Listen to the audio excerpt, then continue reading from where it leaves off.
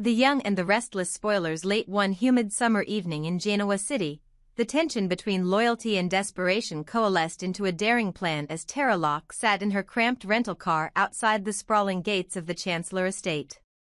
Moonlight glinted against her teary eyes, which reflected the faint silhouette of a 4-year-old boy playing in the lawn beyond the hedges. In her mind, she replayed every moment she had spent apart from her son, Harrison. His first steps, his scraped knees the day he learned to ride a tricycle, the way he reached for her in his dreams. Kyle and Summer had fought, sometimes civilly, often bitterly, over his custody, leaving her a marginalized figure in her own son's life. But now, with Gordon Dumas's dark influence still rippling through the corridors of power and nerves frayed beyond endurance, Tara determined that the only path to protect Harrison's future lay in a secret midnight rendezvous that would change all their lives forever. She recalled the custody arrangement. Harrison was supposed to live in alternate weeks with Kyle and with Summer, a compromise born of necessity after her relapse and the whispered rumors that she had abandoned him. He needs stability, the judge had warned. Not the chaos you left behind. Every word stung like acid, but Tara had retreated quietly, heartbroken but resolute, promising herself that one day she would reclaim her place in his world. Now, with whispers circulating that Summer had moved Harrison to Milan to live with her fashion industry contacts, and Kyle too immersed in his biotech startup and romance with Claire, Tara feared that her son would grow up believing she had chosen her career over him. She could not let that happen. The plan had taken shape over weeks of clandestine preparation. First, she had secured a private tutor for Harrison under the pretense of remedial reading. One who would alert her when Harrison left the house each morning and returned each afternoon. Next, she had staked out Kyle's sleek loft near the hospital, noting the comings and goings of nannies, the precise time when Summer dropped Harrison off for his weekend visits. She had even bribed a security guard at Milan International to overlook her departure with an unscheduled passenger, bribery neatly disguised as an investment portfolio tip. Everything had to be perfect. The right flight path, the untraceable rental car, the burner phone that would carry only one message. At 10 minutes before midnight, Tara slipped through the estate's side gate, her pulse hammering in her ears. Harrison, lulled by the soft strains of bedtime music on his tablet, didn't suspect a thing as Kyle's nanny escorted him to the backyard for a quick evening stroll. Under the guise of checking on the sprinkler system, Tara whistled softly, and at that moment Harrison looked up with the bright trust that only a child can muster. "Mama," he whispered, eyes wide with wonder. She scooped him into her arms, pressing her cheek to the back of his head, inhaling the sweet scent of his hair. "Mama's here," she soothed, careful not to awaken the nanny, who stood at the hedge entrance blinking in surprise. "We're just going on a little trip." In her spare nylon satchel, Tara carried a single folded note, her last message to Kyle and Summer. "I wish it did not have to be this way," it read in her neat script. "You have been good parents, but I cannot watch our son be guided by fear of shadows and ambition. I will care for him myself, as I should have from the start. Please do not follow me. I will return him when the danger has passed and you have truly learned to put his well-being above all else. I love you both, and I love him more." She tucked the letter into the gardener's mailbox, hoping it would be found at first light rather than torn up in panic. Within moments, the nanny realized Harrison was gone and the local police were alerted, but by then Tara had melted into the silent night, her son in her arms, boarding a small propeller plane chartered under a false name. She held Harrison close as the engines roared, careful to smile through her own trembling lips. He rested his head on her shoulder, sleep overtaking him just as the plane lifted into the starless sky.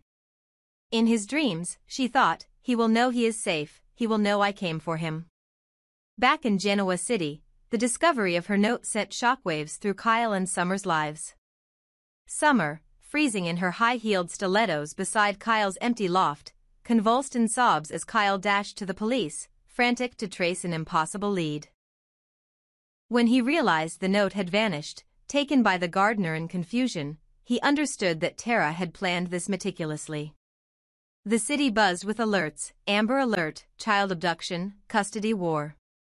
News crews staked out the Chancellor estate, helicopters thumped overhead, and sympathetic neighbors crowded behind barricades, desperate for answers.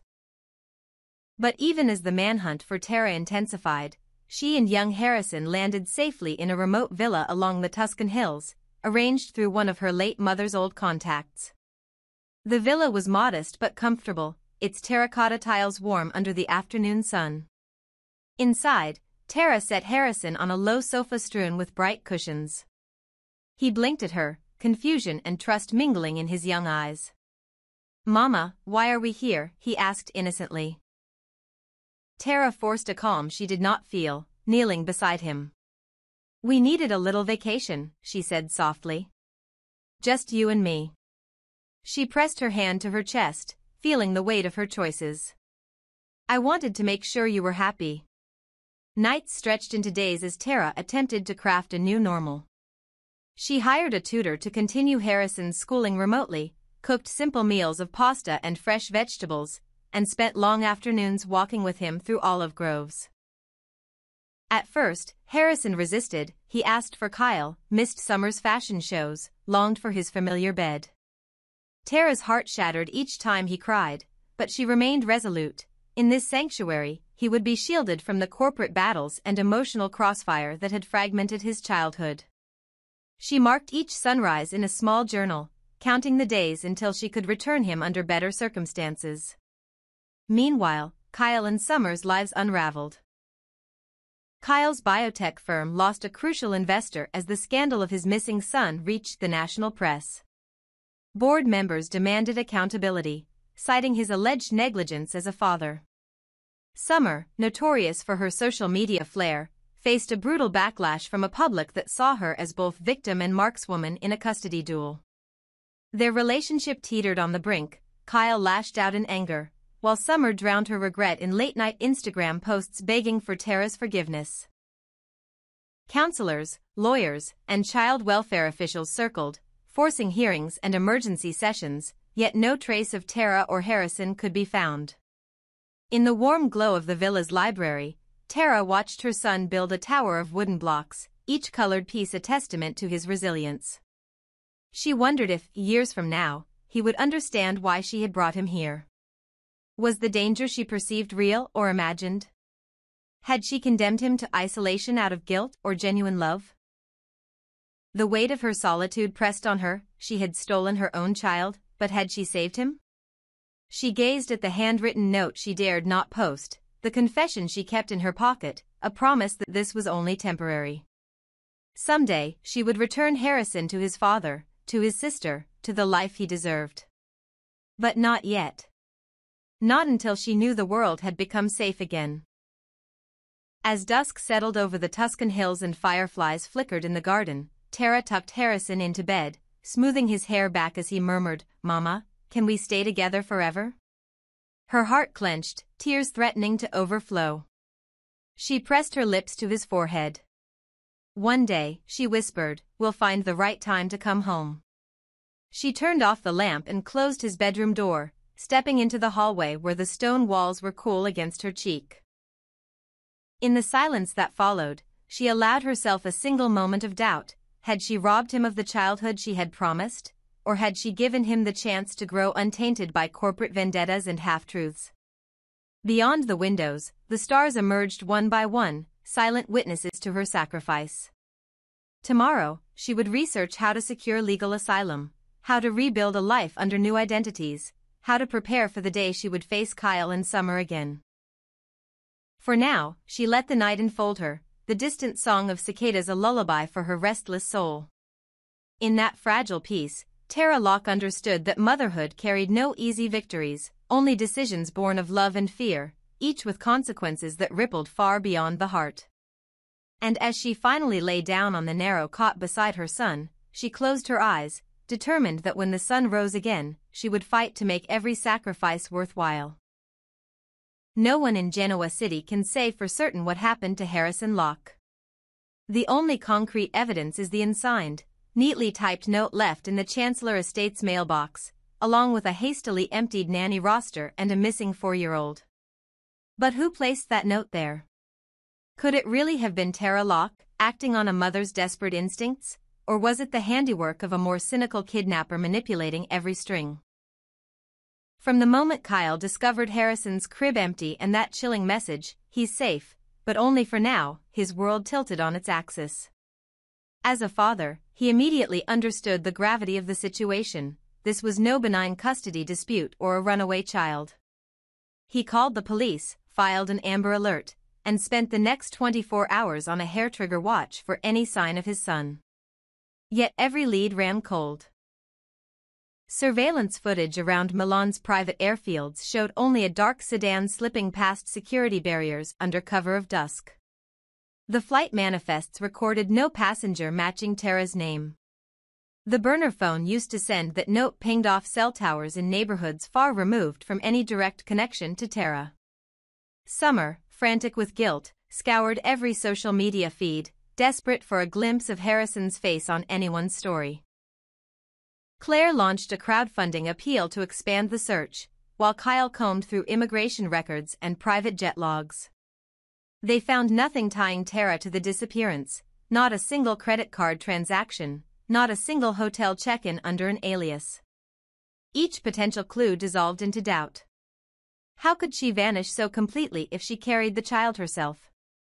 And if she hadn't, who had the audacity to swipe Harrison from his home, leaving behind only that haunting promise of safety?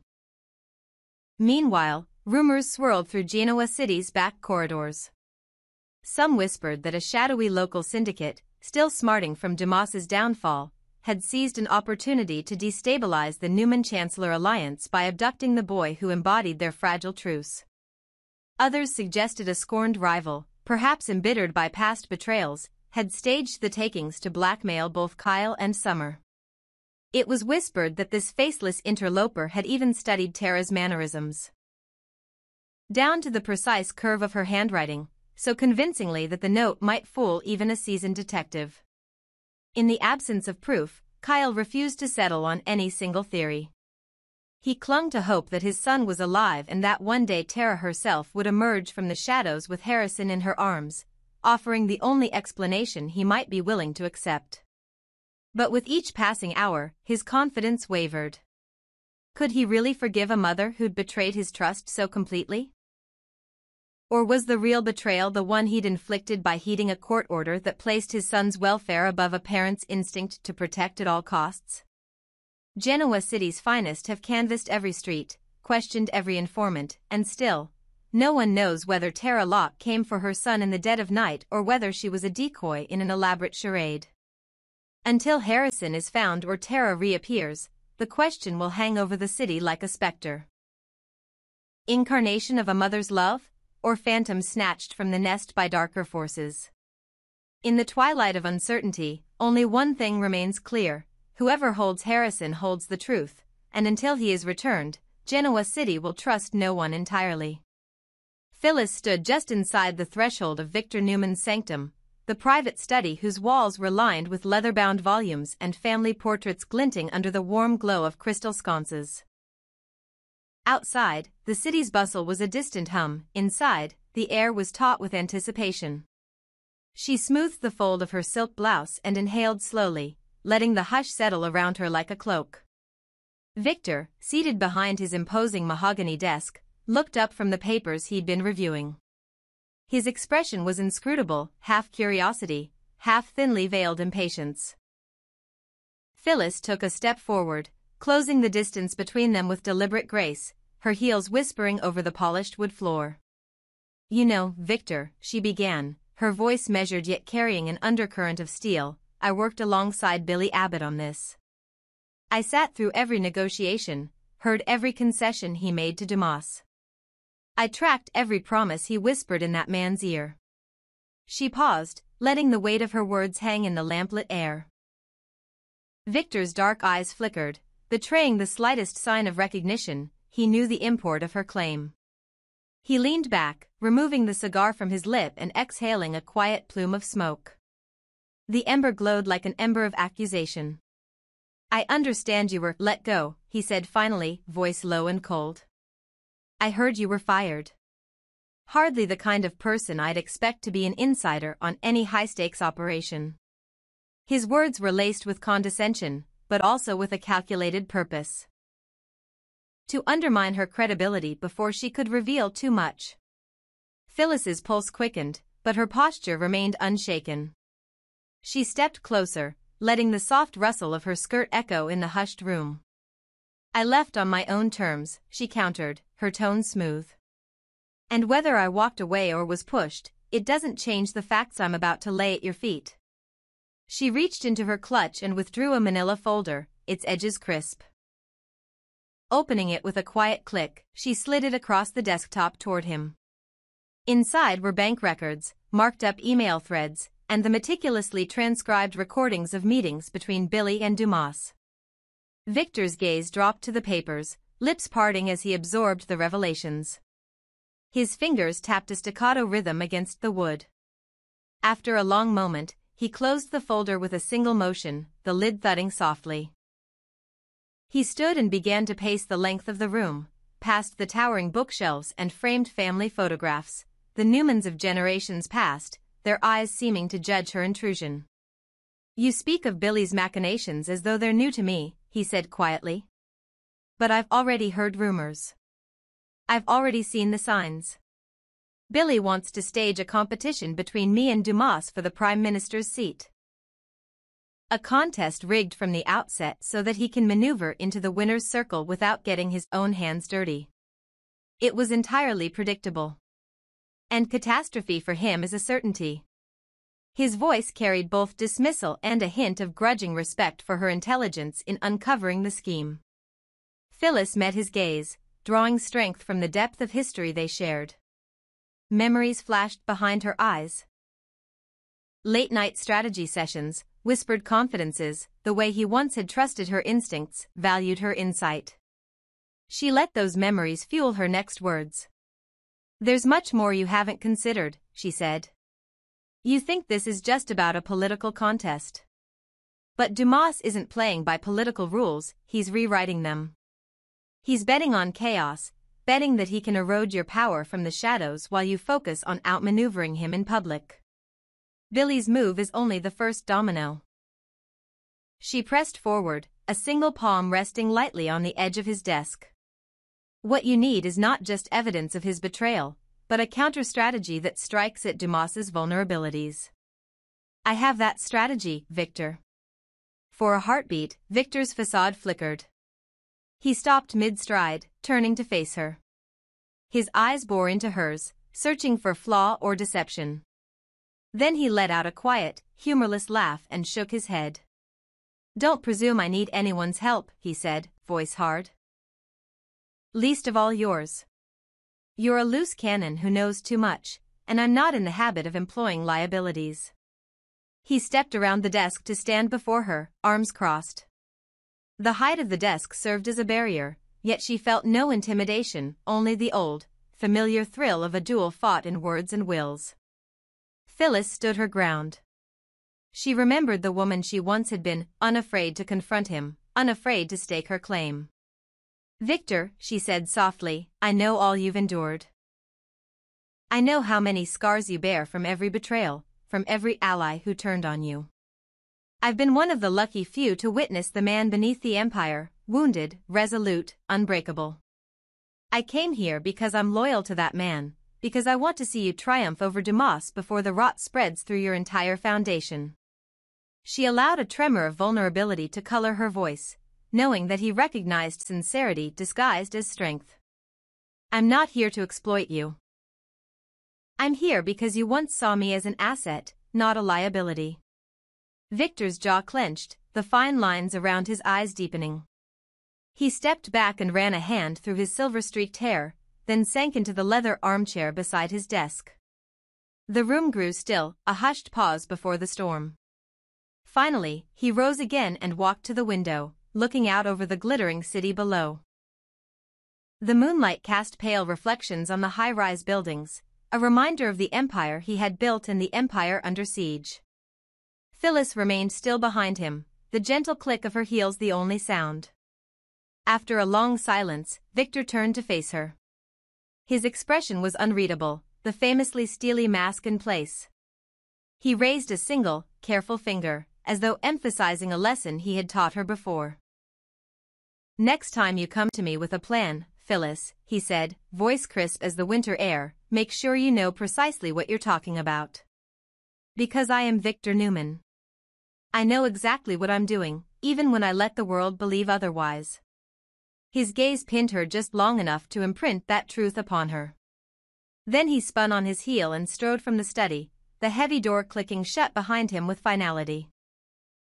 Phyllis remained in the dim glow of the lamplight, the echoes of his departure ringing in her ears. The exquisite pain of rejection stung, but beneath it lay a spark, a recognition that the game had only just begun. She closed the folder of evidence, her fingers lingering on the worn papers that represented both her banishment and her potential redemption. Outside, the city's pulse beat on, oblivious to the quiet battle within one man's fortress. And as Phyllis stepped back into the corridor, the velvet hush of the mansion enveloping her once more, she resolved that she would not be cast aside so easily. She would refine her strategy, marshal new allies, and return to claim her place at Victor Newman's side, whether he welcomed her or not. Because in Genoa City's theater of ambition and betrayal, those who know the deepest secrets do not fade into the wings.